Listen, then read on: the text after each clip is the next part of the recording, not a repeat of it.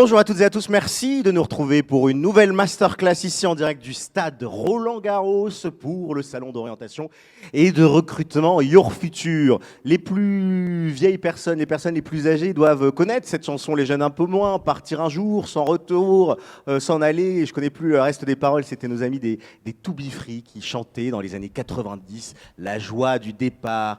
Mais comme disait Dubélé, partir c'est mourir un peu. Alors avant de mourir un peu, on va se demander quels sont les bons conseils pour partir, pour s'expatrier et pour faire une partie de ses études à l'international. Pour ça, on a le plaisir de t'avoir, Océane. Bonjour. Bonjour. Enchantée. Merci beaucoup d'être avec nous, créatrice de contenu sur différentes plateformes et surtout à la tête d'un podcast. Comment il s'appelle ton podcast ? Ça s'appelle Chez nous. Chez nous. Très bien. C'est quoi le concept de Chez nous ? On parle de sujets qu'on a un peu dans la tête tous les jours, qui sont un peu souvent des sujets tabous, trop parler, et puis essayer de mettre des mots dessus et de comprendre un peu ce qui se passe dans nos vies. Ça peut être quoi comme sujet tabou ? Franchement, ça peut être de tout. Ça peut être de l'alcool, comme de la drogue. Ça peut être un problème de cœur, un problème de famille. Ça peut être plein de choses différentes.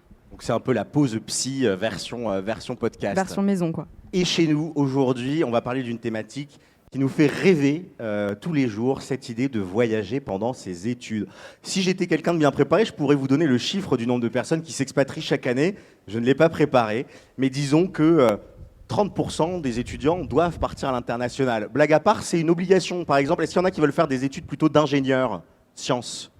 Dans les écoles d'ingénieurs, t'as levé un coude, j'appelle ça lever un coude, pas une main. Vas-y, lève bien la main, haut et fort. Quelle école t'as envie de faire, tu sais déjà ? Pas du tout. Il y a plein d'écoles d'ingénieurs qui vont te proposer tout ça. La CTI, la commission d'éthique d'ingénieurs, qui officialise les diplômes d'ingénieurs, a comme critère le fait d'être parti à l'étranger, à l'international. 100% des élèves ingénieurs doivent partir à l'international. Toi, Océane, est-ce que tu peux nous parler ? On a une petite tempête de sable là qui arrive. Waouh, je suis ébloui. Est-ce que tu peux nous parler de ton parcours scolaire et du moment où tu as pu partir à l'international pendant tes études ? Bien sûr, donc en plus c'est bien de rebondir par rapport à ce que tu as dit. Moi j'ai fait une école de commerce et la plupart des écoles de commerce demandent à ce que les étudiants partent à l'étranger, que ce soit vraiment la Suisse où vous allez parler français ou en Amérique latine, en Asie, etc. Et j'avais envie depuis le début de mes études, quand j'ai commencé le lycée, je savais que je voulais absolument faire une partie de mes études aux États-Unis. Mais je savais pas trop comment faire parce que c'est vrai que ça peut faire un peu peur. Il y a beaucoup de problèmes de visa, on pense que ça coûte très cher, on sait pas trop comment s'y prendre et est-ce qu'on peut directement intégrer une école ou est-ce que c'est mieux de passer par la France et d'y aller après. Et je me suis un peu renseignée et j'ai eu envie de faire une école de commerce parce que la plupart du temps, ils te proposent pas mal d'échanges parce qu'ils ont des écoles partenaires qui te permettent d'avoir du coup sur ton dossier une école de commerce et en plus le nom d'une autre école où tu as fait un échange. Et moi, ce que j'ai voulu faire, c'est avoir un double diplôme. Donc, ça veut dire que j'ai eu un diplôme français et un diplôme valable aux États-Unis. Donc, c'est le fait de pouvoir faire ses études à deux endroits en même temps et avoir une expérience assez internationale. Mais il y a plein d'autres façons de faire et on peut ne pas passer du tout par une école de commerce comme ce que j'ai fait. On va commencer par se focaliser sur ton parcours. Tu as dit une école de commerce, tu as fait l'ESSEC, le BBA, oui. Donc le Bachelor of Business Administration. Vous connaissez l'ESSEC ou pas dans le cours, c'est une des top écoles qu'on peut faire. À quel moment de ton parcours tu as pu aller à l'international et ça a été quoi les démarches à faire pour y aller ? Alors, il faut savoir qu'à l'ESSEC, déjà, dès la première année, vous avez un stage à faire. Je pense que c'est à peu près la même chose pour les écoles de commerce, en tout cas. Vous avez un stage à faire que vous pouvez faire à l'étranger. Ensuite, deuxième année, vous avez une sorte de volontariat, de bénévolat que vous devez faire. Et moi, je l'avais déjà fait à l'étranger, donc je l'avais fait au Portugal. Je viens de là-bas et que j'avais absolument envie de le faire et il y en avait plein qui le faisaient en Grèce, il y a plein de façons d'aller à l'étranger à ce moment-là et souvent en école de commerce ou à la fac, je pense, c'est à peu près à partir de la troisième année ou moitié de deuxième année que tu peux commencer à aller à l'étranger. Donc moi ce que j'ai fait c'est que à partir du moment où tu poses le pied à l'école, les premiers contrôles, tu auras dans ton dossier des notes comme au lycée et en gros à chaque fois que tu fais des contrôles, des examens, etc., tu arrives à un certain rang dans l'école, donc tu es classé par rapport aux autres membres de l'école et de ta promotion. Et selon ta promotion, ta place dans le classement, tu peux avoir ou pas une école que tu demandes. En gros, tu es dans ton classement, à la fin, ils vont te dire tu dois me faire un classement avec les 5 écoles que tu veux. Et selon ton classement, tu auras ou pas ton premier choix, ton deuxième choix, ton troisième choix. Et alors, pour partir, est-ce qu'il faut un niveau exceptionnel en anglais? C'était quoi ton niveau d'anglais préalable? Ou est-ce que le but, c'est aussi de... Parce que toi, tu es parti aux États-Unis. Est-ce que le but, c'est aussi de progresser en anglais quand tu es dans l'école? Bien sûr. Alors moi, je sais que le seul truc un peu spécifique que j'ai fait, c'est que comme j'ai voulu prendre un double diplôme, ils demandaient un certain niveau avant de partir. Donc il fallait faire un test qui était le test... tu pouvais faire le test Duolingo, mais après, il fallait faire le TOEFL ou l'IELTS. Un score, je pense qu'il fallait avoir au moins un C1, je pense quelque chose comme ça. Mais franchement, c'est vraiment très spécifique si vous avez déjà des facilités ou que vous avez déjà un minimum un niveau. Et après, normalement, quand vous faites juste des échanges, ils ne vous demandent pas forcément un niveau incroyable. Vous pouvez ne pas avoir un niveau ouf en anglais et pouvoir partir, il n'y a pas de problème. On va parler un petit peu de cette phase de préparation. On va focaliser sur les États-Unis et puis après on élargira. Mais quand on doit aller aux États-Unis, il y a ce fameux visa qu'il faut obtenir. J'ai fait aussi des études aux États-Unis. On a peur parce qu'il y a plein de tests, plein de questionnaires. Comment ça s'est passé? Raconte-nous.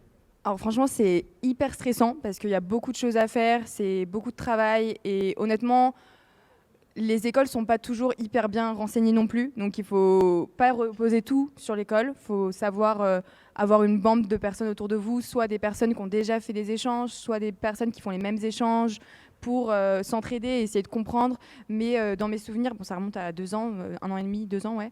Vous devez être en ligne et après en ligne, il y a un site un peu américain pour les visas étrangers. Vous faites l'application. Après, vous avez souvent les écoles. Moi, mon école, elle m'avait donné un dossier avec les choses à faire.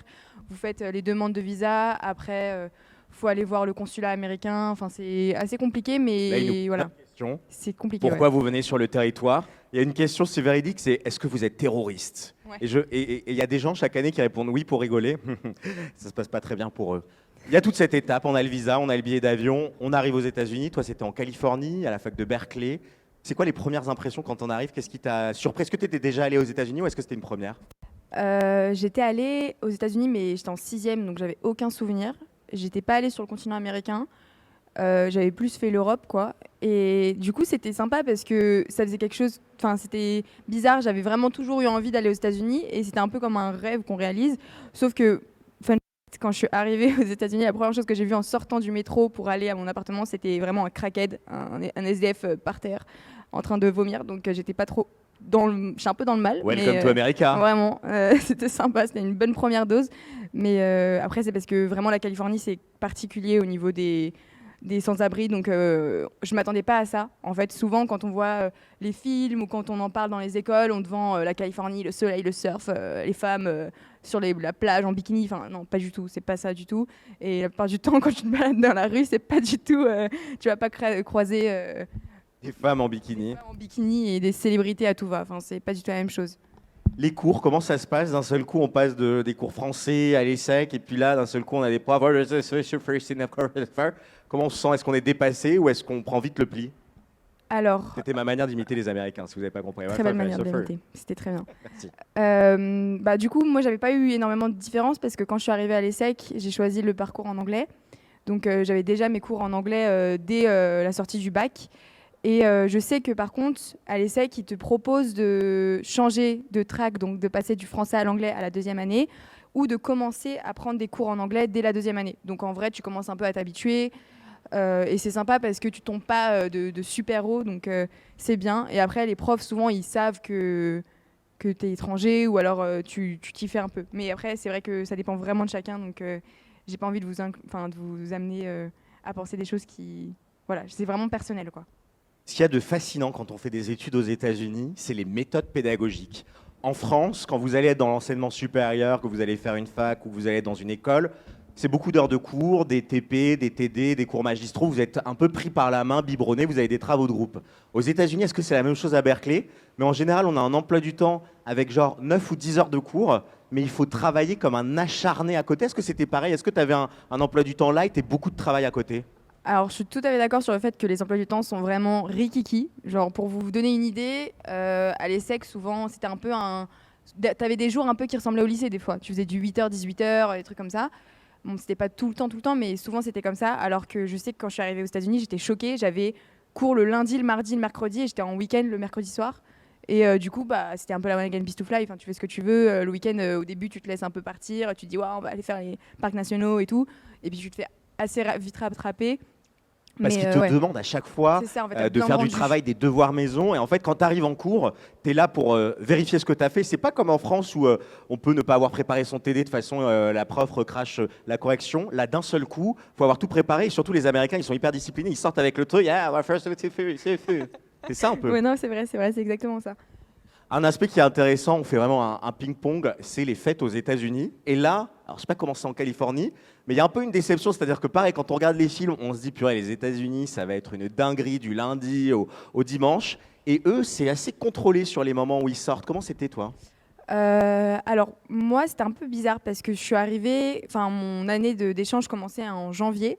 Du coup, en soi, j'arrivais au milieu d'une année scolaire. Ça veut dire que toutes les fêtes d'intégration étaient déjà passées, tout le monde avait déjà été intégré, il n'y avait pas de nouveaux élèves, enfin tout le monde connaissait déjà ce qu'ils faisaient là. Donc c'était un peu étrange, enfin il n'y avait pas ce mood-là justement. Moi, j'avais été un peu déçue du fait que bah, j'arrive en Californie, c'est cool quoi de faire la fête, mais il n'y avait vraiment pas ça. Et c'est que la deuxième partie de mon échange, donc le deuxième semestre qui s'est passé à partir de mi-août, parce qu'ils rentrent assez tôt, eux, que du coup c'était l'intégration. Et là, tu as un peu comme les écoles de commerce où tu as toute une semaine où tu as toutes les associations qui s'ouvrent, tous les soirs tu as plein de soirées. Mais ouais, c'est un peu particulier parce que en vrai, comme l'âge est 21 ans pour boire, c'est un peu compliqué parce que des fois, il y en a des assos qui sont en mode bah non, tu bois pas si t'as pas 21 ans et du coup, tu es un peu là, tu fais rien. Ou il y en a qui s'en foutent vraiment, mais bref, c'est un peu compliqué. Mais c'est vrai qu'on part avec plein d'idées dans la tête et souvent on est un peu déçu. Mais moi, je trouve que le meilleur conseil à donner, c'est vraiment d'y aller le plus ouvert possible et de se laisser un peu prendre par l'expérience. Qu'est-ce qu'on mange quand on est aux États-Unis? Qu'est-ce que tu as mangé? Est-ce que tu as réussi à garder une healthy alimentation? Ou est-ce que tu t'es fait embarquer dans la food américaine? En fait, si vous n'avez pas d'argent aux États-Unis, vous ne pouvez pas manger correctement. Genre, moi qui avais un salaire d'étudiante, un salaire d'étudiante, tu ne peux pas travailler parce que ton visa ne te permet pas de travailler aux États-Unis, à part dans l'enceinte de l'école. Donc, tu peux travailler à la librairie ou à la salle de sport de l'école et tu vas gagner 3 francs 6 sous. Mais si vous n'avez pas une aide à côté, franchement, le seul truc pas cher, c'est McDonald's. Et le reste, vraiment, c'est extrêmement cher. Vraiment, genre, c'est à base de un concombre en France, tu le payes 1 € la pièce. Là-bas, tu le payes 3 dollars. Et c'est même pas une blague, et c'est un petit concombre, quoi. Donc, c'est horrible de manger correctement. Et au restaurant, enfin, c'est tout le temps très, très gras. Enfin, c'est... Après, si vous aimez ça, c'est très bien. Mais manger correctement aux États-Unis, c'est très cher. Hmm. Quand tu repenses à ton année d'études aux États-Unis, c'est quoi le souvenir qui te vient le premier à l'esprit? Qu'est-ce qui t'a le plus marqué de tout ce que tu as pu vivre aux États-Unis? Je pense que les fans de High School Musical me comprendront, mais moi, la première chose à laquelle je pense, c'est mon premier match de basketball américain et de football américain. Je pense que je ne saurais même pas comment vous expliquer la sensation que c'est. Tu as vraiment l'impression d'être une américaine dans un film. C'est trop, trop bien. Et je ne m'attendais pas à ce que ce soit aussi énorme, en fait. Quand on voit la NFL ou je sais pas, la NBA sur papier ou sur les réseaux, on ne se rend pas compte de vraiment la place que le sport a aux États-Unis, et vivre un truc comme ça en direct, c'était vraiment impressionnant. À l'inverse, est-ce qu'il y a quelque chose qui t'a moins plu, déçu, que tu regrettes de cette expérience aux États-Unis? Je pense pas que je regrette parce que en vrai, je suis toujours partie dès le début à me dire que je préférais avoir des remords que des regrets. Je préférais me dire bon, j'aurais peut-être pas dû le faire que j'aurais peut-être dû le faire. Donc en vrai, j'ai pas de regrets.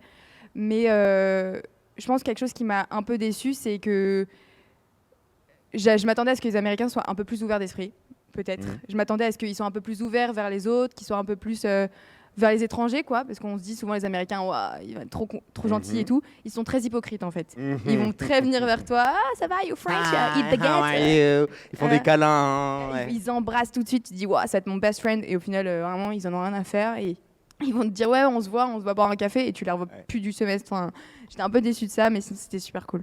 Moi, j'ai un souvenir, pardon, mais là-dessus, j'étais aux États-Unis en échange. Et à une soirée, j'étais avec mon ami américain. J'avais vraiment un ami, on sortait tout le temps et tout. Et je dis dans la soirée, genre, je le présente à des gens, je dis, ah, that's my friend et tout. Et il me regarde, il me fait, we ain't friends. Et donc, en fait, eux, l'amitié, c'est un vrai truc. Genre, ils ont plein de connaissances, mais l'amitié pour eux c'est un symbole différent. Alors qu'en France, il suffit d'une cuite, avec modération évidemment, tout ce que vous voulez, mais il suffit d'une soirée en week-end d'intégration et vous êtes meilleurs amis pour la vie, vous êtes au mariage des uns des autres, etc. On va peut-être élargir un peu, parce que là on a parlé beaucoup des États-Unis, de ton expérience.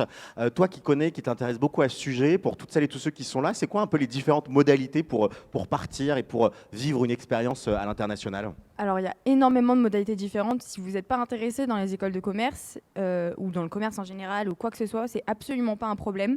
Dans n'importe quelle étude que vous pouvez faire, c'est ça qui est beau avec le système français, c'est que quand vous faites une fac ou quoi ou n'importe quoi, la plupart du temps, vous pouvez faire un Erasmus qui vous permettra d'aller n'importe où. Ils ont des écoles partout, que ce soit en Espagne, que ce soit en Asie. Enfin, vous avez énormément de possibilités de partir à travers votre école et que vous connaissez peut-être certainement pas. Donc n'hésitez pas à vous renseigner, à poser des questions et ça c'est vraiment super de pouvoir se dire qu'on peut se raccrocher à ça. Enfin, j'ai plein d'expériences de copines qui sont parties à Berlin, qui sont parties à Madrid, faire des trucs comme ça c'est vraiment super. Après vous avez aussi, je crois qu'ils sont présents, mais il y a l'EF qui est une association. Excellent. Je sais pas trop comment Un organisme Voilà. International, Education First. Voilà, c'est ça. Et moi, j'avais un ami qui avait justement fait une année de césure, donc il s'était dit, je vais prendre une année dans mes études pour aller à l'étranger. Et du coup, bon, c'est un peu plus cher que si vous faites un Erasmus, mais ça peut vous permettre d'aller dans un pays qui vous plaît, apprendre la langue. Super. Enfin, je pense que c'est surtout ça, eux, qui cherchent, c'est vous faire apprendre la langue. Vous avez, je crois, pas mal de cours, vous pouvez travailler. Enfin, c'est bien structuré. Il y a plein de choses différentes qu'on peut faire et c'est cool de s'intéresser un peu à ça. Et surtout, il y a plein d'écoles qui ont des doubles diplômes comme ça que vous pouvez trouver.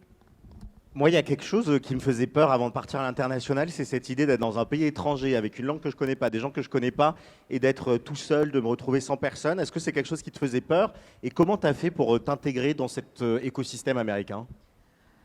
C'est vrai que ça fait un peu peur au début parce que même si on est excité et même si on pense qu'on connaît un pays, que ce soit les États-Unis, parce qu'on consomme tous du contenu américain avec les séries, on se dit ah super, moi je sais comment ça fonctionne, je sais comment ils sont les soirées, alors qu'en fait c'est différent une fois qu'on y est. Et même si ça peut faire peur, je pense que la première chose à avoir en tête, c'est que si vous arrivez normalement en septembre, quoi, au début d'une année, ou même en janvier, hein, normalement à chaque fois au début d'un semestre, vous avez des associations qui s'ouvrent, donc qui ouvrent leurs portes et qui vont prendre des nouvelles personnes. Et moi, je sais que toutes les connaissances que je me suis fait à UC Berkeley, c'était des personnes à des associations.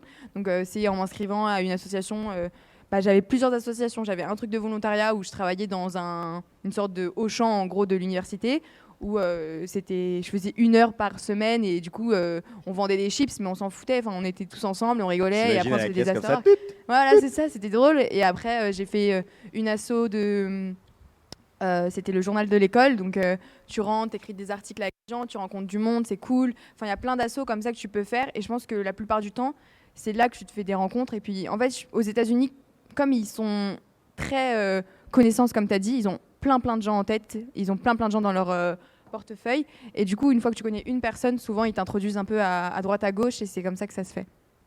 Comment on fait si on a envie d'améliorer son niveau d'anglais avant de partir? Est-ce que toi, tu t'es bingé des séries en VO, sous-titré VO? Comment on fait pour améliorer son American accent avant de partir aux États-Unis ou dans des destinations anglophones?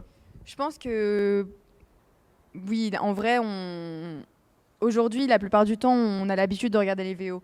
Mais si c'est pas une habitude, je pense que c'est sûr que commencer justement à s'entraîner l'oreille un peu à l'accent, c'est hyper important parce que souvent, si vous regardez que des séries américaines et que vous allez en Angleterre, ce ne sera pas le même anglais. Donc je pense que c'est intéressant déjà de s'intéresser à regarder des séries, des films en langue, en VO avec déjà en version sous-titrée française si vous avez un peu de mal. Après, prendre un truc un peu plus simple, un peu plus chill et mettre les sous-titres en anglais. Après, pourquoi pas écouter la radio. Moi, je sais que quand je préparais mes concours pour aller en école de commerce, comme je voulais la track en anglais, il fallait que j'ai un très bon niveau. Donc tous les matins, je me mettais la BBC. Vraiment, t'as l'impression que c'est Eminem qui te parle dans l'oreille. Vraiment... Mais au moins, ça t'entraîne un peu et c'est sympa. Et je pense qu'il y a plein de façons de faire. Si vous aimez bien lire, vous pouvez regarder des petits articles. Enfin, il y a plein de trucs que vous pouvez faire. Et en vrai, c'est assez simple une fois que vous vous y mettez. Même des TikTokers, des YouTubers, des trucs comme ça, quoi. Je regardais beaucoup de conneries moi, sur YouTube en anglais. Est-ce qu'il y a des questions déjà ici sur l'expatriation, sur l'expérience à l'international? N'hésitez pas, vous me faites un signe, j'arrive, je saute, je vous donne le micro. Avant vos questions, je vous regarde vraiment pour essayer de potasser les questions. Est-ce que ça t'a coûté cher de partir aux États-Unis? Est-ce qu'il faut faire un prêt quand on n'a pas forcément les moyens? Est-ce qu'il y a des bourses? Comment tu as fait toi sur cet aspect financier? Moi, j'ai dû faire un prêt parce que c'est très très cher. Déjà de base, comme c'était un double diplôme, c'est un frais en plus sur l'école. Donc tu payes ton école et tu payes l'école Ça t'a de coûté là-bas. combien, Berkeley? Berkeley, c'est au moins 16 000 euros, je crois. I. Ouais, ouais. Et c'est 16 000 euros juste Juste l'école. tu peux rentrer quoi. Ouais, Tu c'est peux juste. accéder à l'école. Mais c'est 16 000 euros sans, sans le loyer, sans C'est la combien nourriture. le loyer? Oula, c'est vraiment un loyer parisien. Genre, c'est minimum 1100 euros, quoi. D'accord. Une chambre que tu partages, même des fois, il y en a qui payaient 1100 euros. Enfin, t'es dans une chambre avec un autre lit dans ta chambre. Moi j'avais 2 colocs dans la même chambre. Moi, j'avais un dorm était aussi. On trois. était 1, 2, 3, 4. On était 4. C'est horrible. Je pense que c'est la pire expérience. Enfin, c'est les trucs, mais d'avoir quelqu'un qui ronfle, le pire c'est ça. Le ronflement et les odeurs. Moi, j'avais une gameuse. Et du Ah, coup, donc tu jusqu'à jouais. 4 heures, j'entendais les tic tic tic. Et comment tu penses que... Parce que c'est vrai que parfois, quand on est dans un pays international, qu'on est un peu l'étranger, on se sent voilà, un peu ostracisé, enfin pas ostracisé, mais on se sent un peu différent, etc. C'est aussi intéressant, il y a plein d'associations, ESN, Étudiants sans frontières, etc. C'est important aussi, quand on fait ses études, d'aller accueillir ces étudiants internationaux qui viennent en France dans les associations, les étudiants espagnols, etc. C'est Ah, oui. aussi un moyen de se faire de l'interculturalité. Absolument, c'est sûr. Dans votre école, il y aura forcément des gens aussi qui font le contraire, qui viennent dans votre école. Et je trouve que c'est super cool de justement s'intéresser à eux, d'où ils viennent, essayer d'apprendre de leurs expériences. Quel dernier conseil tu aurais envie de donner à celles et ceux qui sont là avec nous, qui nous regardent en replay ou en direct, qui hésitent à partir, mais ça coûte cher, mais est-ce que ça va être bien, mais qu'est-ce que ça va m'apporter? Qu'est-ce que tu as envie de leur dire en guise de conclusion? Moi, je pense que tout le monde devrait partir, même si là, vous êtes en mode non, je suis bien en France. Je pense que c'est une expérience incroyable et que ce soit vraiment à la frontière, hein, même si c'est en Belgique, il n'y a rien il n'y a pas besoin d'aller à l'autre bout du monde, en Asie, à Singapour.